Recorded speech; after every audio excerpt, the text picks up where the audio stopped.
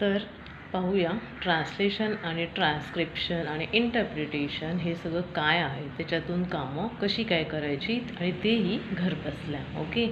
So translation म्हणजे तुमच्याकडे एखादं टेक्स्ट डॉक्युमेंट आहे आणि ते तुम्हाला कोणत्या दुसऱ्या भाषेत कन्वर्ट करायचं आहे, रूपांतरित करायचं आहे. म्हणजे एखादी डॉक्युमेंट आहे इंग्लिशमध्ये, कोणतीही डॉक्युमेंट म्हणा इंग्लिशमध्ये आहे आणि त्याचं तुम्हाला रूपांतर करायचं आहे दुसऱ्या भाषेमध्ये, म्हणजे मराठीमध्ये, हिंदीमध्ये किंवा आणि कोणत्या भाषेमध्ये.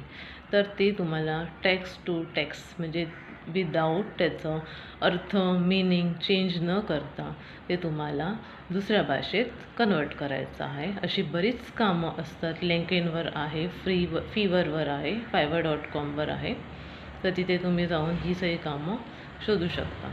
त्याच्यानंतर ट्रान्स्क्रिप्शन म्हणजे ऑडिओ ऐकायचा आहे.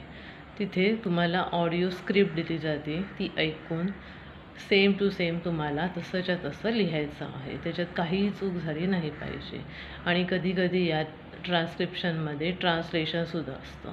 म्हणजे इंग्लिशमधून ऐकायचं आणि ते मराठीत टाईप करायचं, किंवा मराठीत ऐकायचं, हिंदीमध्ये इंग्लिशमध्ये टाईप करायचं, किंवा सेम लँग्वेज आहे मराठीमध्ये ऐकलं आणि मराठीतच टाईप पण करायचं आहे.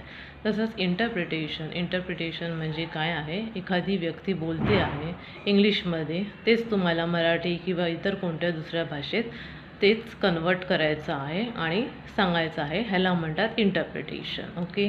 सो ह्याच्यात बरीच कामं आहेत. जर तुम्ही हे शिकलात तर तुम्हाला घर बसल्या इझिली काम मिळू शकतो आणि चांगला इन्कम पण होऊ शकतो.